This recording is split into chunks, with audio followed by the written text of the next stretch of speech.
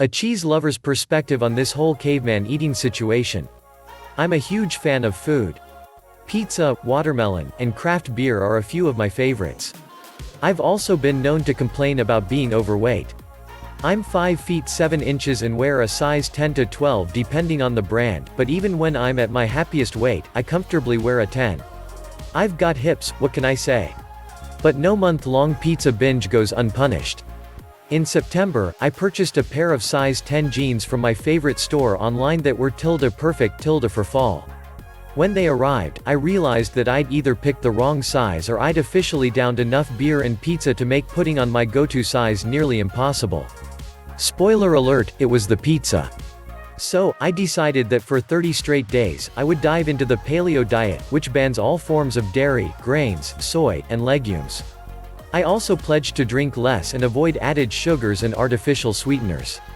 This wasn't my first clean eating endeavor. I've made 2 attempts at the Whole30 diet, which is basically the paleo diet with stricter rules. My first trial lasted 10 days and the second attempt lasted 30-8 cheat meals. So I figured 30 days of paleo would be a walk in the park. But I invite you to close your eyes and visualize Donald Trump leaning into the mic because boy oh boy was I wrong. Here's what I learned during my month-long journey. 1. Getting all of the facts straight was tough. The rules for paleo can be super confusing. I'll explain more later, but there are a lot of blurred lines on what you can and can't eat on paleo. This is probably because there's no official paleo authority who defines the guidelines. When I tried the Whole30 diet, I really appreciated that the program had super rigid rules. If I was ever uncertain about being able to eat a specific food, I could use their guidelines to determine if the food was compliant or not. With paleo, bloggers and paleo followers on social media seem to like to make up their own rules, which leads me to my next problem. 2. Paleo doesn't necessarily translate to weight loss. One Pinterest search for paleo desserts had me scrolling through photos of paleo cakes and fudge that were technically in line with the diet. But they were also loaded with natural sweeteners, like coconut sugar and maple syrup. I ultimately decided to skip baking paleo treats. 3. Meal prep is my best friend. I'm already a fan of making my meals ahead of time since it makes planning what I'm going to eat for the week so easy. So I spent my first Sunday researching recipes, grocery shopping, and cooking meals I knew and loved from my rounds of Whole30. One meal I found myself coming back to throughout the month was this one-pan pesto chicken and veggies recipe that I prepared with a paleo-friendly pesto. It was a great lunch or dinner option. After learning that paleo bacon is a thing, it's just sugar-free bacon, I made lots of paleo bacon and asparagus egg cups for weekday breakfasts. It was a nice change from not eating breakfast, ever. 4. You're on your own when it comes to portion sizes. I was surprised that the paleo diet offered no set recommendation for portions. As long as I stuck to the basic outline, I was free to eat as much as I wanted. This felt kind of like a trap. It didn't take me long to realize that I was bound to overeat without portion recommendations in place. I tried to keep myself from overdoing it by dividing up paleo blog recipes into the servings they was supposed to make and stowing the rest away.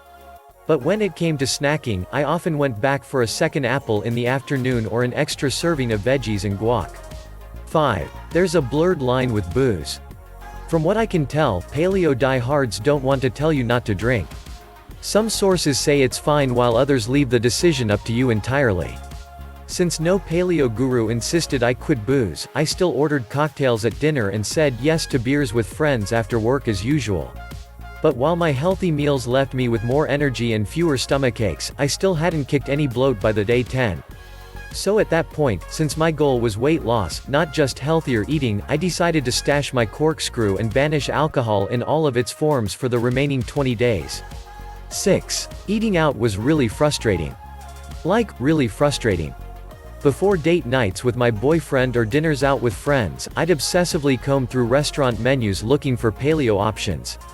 More often than not I had to plan some substitutions like asking for a different side or to hold the Parmesan sprinkle.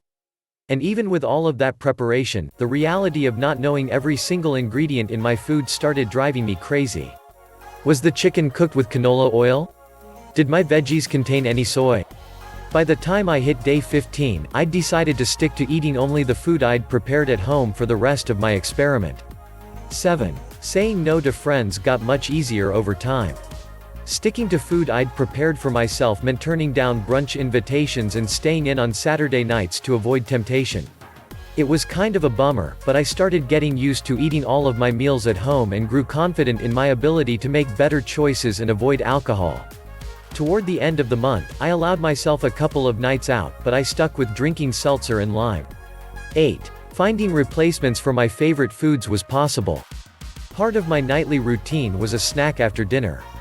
I'd chow down on Pop-Tarts, chips, cheese, you name it, I craved it before bed. I didn't want to change every part of my daily routine, so I kept myself stocked up on green apples and bananas and snacked on them with a side of almond butter. I was expecting to miss the crazy sugar rush, but was actually surprised to find that my pre-bedtime ritual was a completely mindless process. I could have gotten the same satisfaction from grazing on apples all along. For my post-workout snack, which was usually a protein bar or sugary sports drink, I was able to find a paleo-friendly protein bar that quickly became a staple on my weekly shopping list. 9. I started seeing results fairly quickly.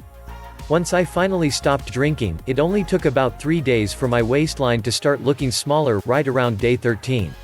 Toward the end of the experiment, my roommate said, "Your face looks skinnier." When?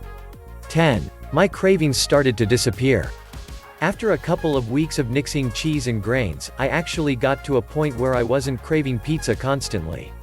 Seriously, I craved pizza every day. I also didn't miss other junk foods that I'd mindlessly toss into my shopping cart, like bags of chips or blocks of cheese.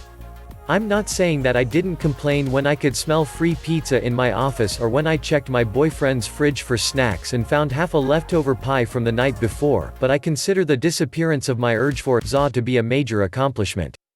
11. My favorite food did not taste quite as amazing after 30 days.